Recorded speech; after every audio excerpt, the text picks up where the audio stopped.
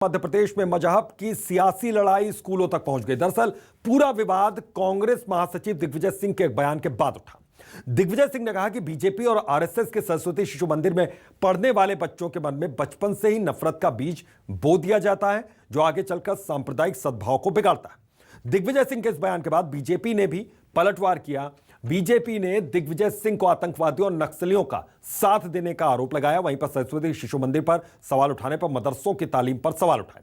BJP ने आरोप लगाया कि मदरसों में आतंकवाद को पैदा किया जाता है, जिस पर कांग्रेस विधायक आरिफ मसूद ने चैलेंज किया कि बीजेपी नेता एक रात मदरसे में मेरे साथ गुजारे, तब उन्हें पता चलेगा कि मदरसों में क्या होता है। कुल मिलाकर मजहब के बहाने अब स्कूलों पर सियासत यहां पर तेज हो चुकी है। तो बीजेपी ने दिग्विजय सिंह पर पलटवार किया। दिग्विजय सिंह ने यहां पर सरस्वती शिशु मंदिर पर सवाल उठाए थे और उसके बाद अब यहां पर बीजेपी ने पलटवार किया और उसके बाद कांग्रेस ने फिर से वार किया है। तो सरस्वती शिशु मंदिर के बच्चों ने इस पर विरोध भी किया है।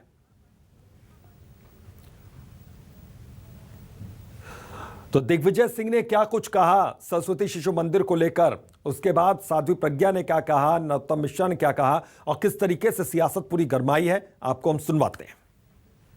शिक्षा के मंदिर को जो है कभी राजनीतिक अखाड़ा नहीं बनाना था। राजनीति हमसे करनी है, हमसे बराबरी से करो। यहाँ संस्कार दिया जाता है, यहाँ राष्ट्रभक्ति दी जाती है, देश की भावनाएं बताई जाती हैं। दिग्विजय सिंह जी, सोचना और विचारना है तो मदरसों के बारे में सोचो। यहाँ वंदे मातरम गाने से इनकार कर दिया जाता है, या तिरंगे को सलाम करने से इनकार कर दिया जाता है, यहाँ भारत माता की जय बोलने से इनकार कर दिया जाता है। मदरसों को आप जो है खाद पानी देते हो और जहाँ राष्ट्रभक्ति पैदा होती है उस पर आप सवाल उठाते हो। शिशु मंदिर में घृणा फैलाने की शिक्षा दिखाई दे रही है और उन्हें जाकिर नाइक शांति के दूत नजर आते हैं। अब ये जो चचा जान हैं हमारे दिग्विजय सिंह जी, स्वाभाविक रूप से ये थोड़ी कह सकते हैं कि उन्हें लगता है मदरसे में सब राष्ट्रवादी पैदा होते हैं, जाकिर नाइक जैसे शांत दूत होते हैं, ISI राष्ट्रभक्त पैदा करता है और हमारा संघ परिवार राष्ट्रवाद पैदा नहीं करता। ये दिग्विजय सिंह का ही सोच हो सकती है। तो दिग्विजय सिंह जी ये बताएं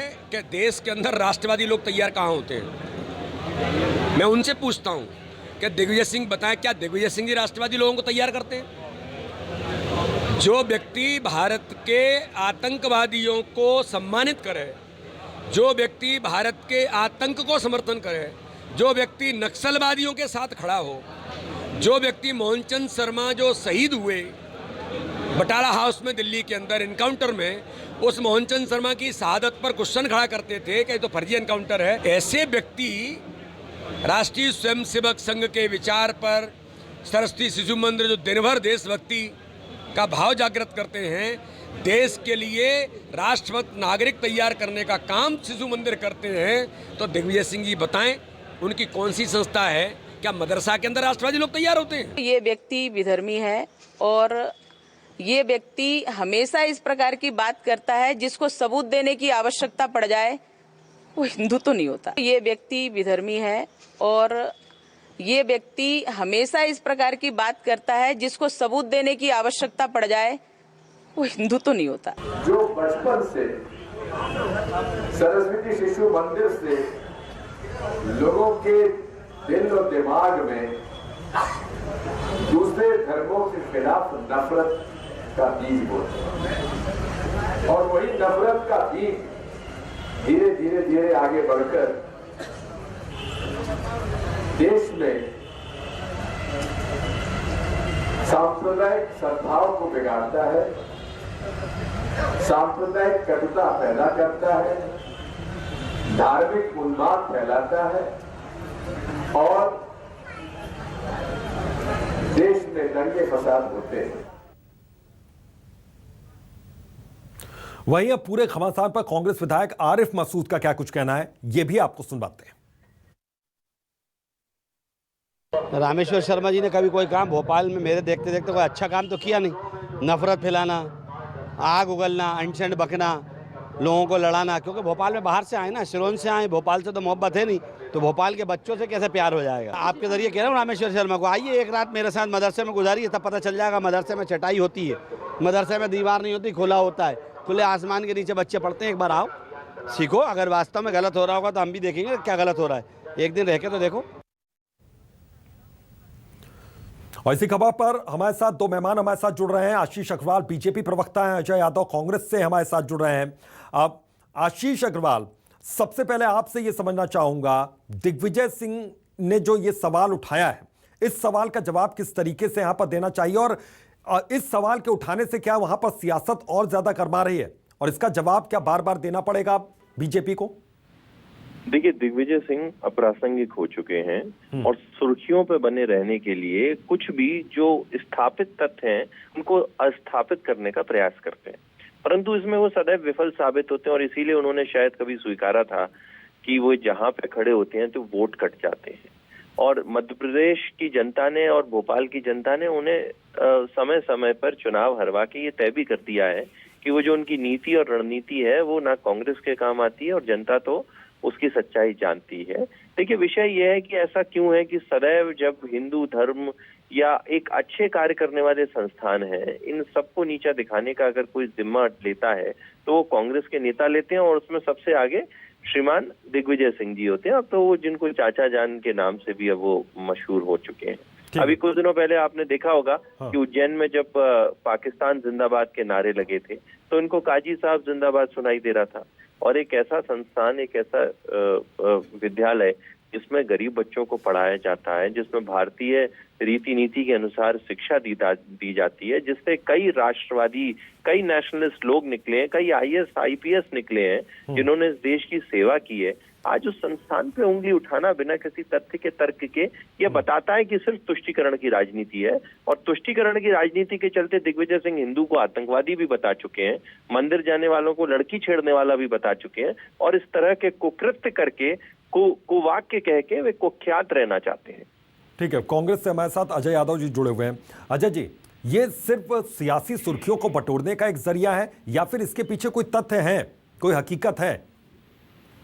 देखिए, भारतीय जनता पार्टी के नेताओं को केवल और केवल मुद्दे भटकाने के लिए इस तरह की बातें करते हैं। क्यों नहीं बताते हैं कि आज देश के किसान आंदोलन के लिए जहां करके बैठे, उनकी बात क्यों नहीं करना चाहते हैं? मध्य प्रदेश में महंगाई, बेरोजगारी, महिला अत्याचार, NCR भी कह रही है 20% अपराध मध्य प्रदेश में बढ़ गए, इनकी बात क्यों नहीं करना चाहते हैं? दिग्विजय सिंह जी ने कोई बात रखी, उनके पास अपनी जानकारी होगी, उन जानकारियों के आधार पर प्रदेश में सरकार किसकी है? भारतीय जनता पार्टी की। और ये आरोप लगाए हाथों पे, तो दिग्विजय जी के आरोपों पर भी और रामेश्वर शर्मा जी के पास कोई प्रमाण हो तो उन पर भी सरकार जांच क्यों नहीं करवा लेती है? बिल्कुल, देखिए जांच का विषय है। अजय यादव जी, एक चीज और आपसे समझना चाहूंगा, आपने कहा कि असल मुद्दों पर यहां पर बीजेपी बात नहीं करती है, लेकिन आपसे ये समझना चाहूंगा कि मुद्दे अगर बीजेपी बात नहीं कर रही, सरकार बात नहीं कर रही, तो विपक्षी दल तो यहां पर मुद्दे बता सकता है। क्या दिग्विजय सिंह यहाँ पर मुद्दा नहीं बता सकते थे? मैं ये पूछना चाहता हूँ। आपने बहुत अच्छा सवाल किया है। दिग्विजय सिंह जी ने जहाँ ये बात रखी है, वो पूरे देश में किसान आंदोलन के समर्थन में भारत बंद की बात हो रही है। किसानों को किस तरह से प्रताड़ित किया जा रहा है, सरकार ने करना नहीं छोड़ा। लेकिन किसानों से अलग हो गई बात ना, ये किसानों से अलग हटकर बात हो गई। आशीष अग्रवाल, यहाँ पर किसानों से अलग हटकर बात हो गई, मसला और मुद्दा किसानों का था। जांच नहीं करवाएंगे। हाँ, देखिए, किसानों की बात कौन उठा रहा है? जिन्होंने मुल्ताई कांड में 27 किसानों को भूनने के ऑर्डर दे दिए थे, सैकड़ों गोलियां चलवाई थी, जिन्होंने किसानों को रौंद डाला था, आज वो किसान आंदोलन की बात करते हैं। अरे दिग्विजय सिंह जी ये बताएं कि उनकी जब यूपीए सरकार और उनकी सरकार थी, उन्होंने केंद्र के लिए या किसानों के लिए क्या किया? अरे ये मध्य प्रदेश की शिवराज सिंह जी की सरकार है। 15 महीने जिस सरकार ने वादा खिलाफी की हो, 15 महीने जिस सरकार ने वादा खिलाफी की हो, किसानों का कर्ज माफ नहीं किया हो, हमारी सरकार के दौरान अगर कोई आपकी सरकार ने अगर कर्ज माफ किया होता तो आपकी सरकार ही क्यों गिरती? अरे आप अपने साथियों को नहीं बता पाए? कर्ज माफ कांग्रेस कार्यालय से निकले हुए एफिडेविट से नहीं होता, फर्जी घोषणा पत्रों से नहीं होता। अगर कर्ज माफ हुआ था, अजय सिंह जी, आप तो कार्रवाई नहीं करना चाहते हैं। बीच में मत रोकिए। देखिए, अगर आपने कर्ज माफ किया तो आप अपने ही 2 दर्जन साथियों को क्यों नहीं समझा पाए कि आपकी सरकार ने कर्ज माफ तो किया? आपने खरीद आप क्यों नहीं मध्य प्रदेश की जनता को समझा पाए? ग्वालियर में फिर बीच आपको में रोक पता रहे है हैं, उनके फिर पास बीच में रोक रहे 50,000 हैं। करोड़ की शासकीय संपत्ति है। अजय यादव, एक बार बात पूरी हो जाने दीजिए। आपको तो अच्छे से पता होगा आशीष जी। एक बार आप तो आशीष अग्रवाल की बात पूरी हो जाने दीजिए सुनिए अजय अजय यादव सिंह जी, जी। फिर उसके बाद मैं आता हूं, आपके पास ही आता हूं। हाँ, देखिए, मैं बड़े संक्षिप्त में 3 बातें रखता हूं कि सबसे पहले किसानों की बात उठाने की बात वो करते हैं जिन्होंने मुल्ताई में किसानों को 2 दर्जन से अधिक किसानों को गोलियों से भुनवा दिया था, यानी कि दिग्विजय सिंह। सुनिए ना, फिर रोक रहे हैं आप अपने क्रम पे बोलिएगा, अपने क्रम पे बोलिएगा। अब 15 महीने में कमलनाथ सरकार ने कितना कैशी थे वो ये साबित कर दिया है। इन्होंने 15 महीने में किसानों का कर्ज माफ नहीं किया, उस कारण इनकी सरकार गिर गई और ये अपने साथियों को नहीं बता पाए। अरे ये मध्य प्रदेश की शिवराज सिंह जी की सरकार है जिसने मध्य प्रदेश को कृषि कर्मण पुरस्कार दिलवाए हैं, जिसने केंद्र के मिलके मध्य प्रदेश के किसानों को 10,000 रुपए प्रति साल देने का निर्णय लिया है। आपकी सरकारें जितनी जहां पर हैं उससे ज्यादा मध्य प्रदेश की सरकार बोनस के रूप में अपने किसानों को देती है। तो किसान ना मध्य प्रदेश के कभी भ्रमित थे होंगे और ना कभी आपके इस फर्जी आंदोलन में शामिल होंगे। अजय यादव जी, अब सर अपना सवाल उठाइए। आप जो सवाल आप पूछना चाह रहे थे बीजेपी से। पार्टी के नेता केवल झूठ बोल सकते हैं। मैं आपको तथ्यों से पहले तो बोलता हूं। बताइए कि 15 महीने में आपकी किसानों की कर्ज बात माफी क्यों करी। नहीं हुई? किसानों के फर्टिलाइजर, यूरिया, उर्वरक के दाम क्यों बढ़ रहे हैं? एनकेपी नाम का उर्वरक नहीं हुई।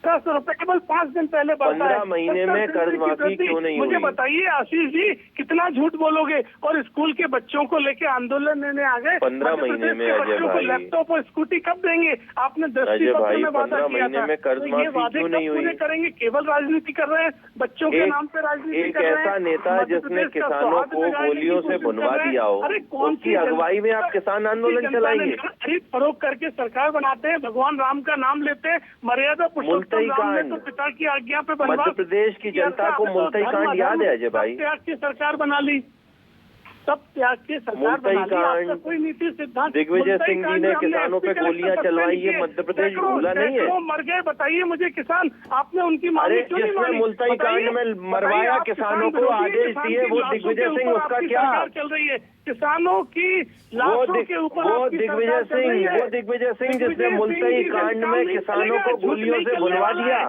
क्योंकि वो बेचारों का कसूर क्या था कि वो सरकार से कुछ मांग कर रहे थे। आज वो दिग्विजय सिंह किसानों के लिए आंदोलन करेंगे?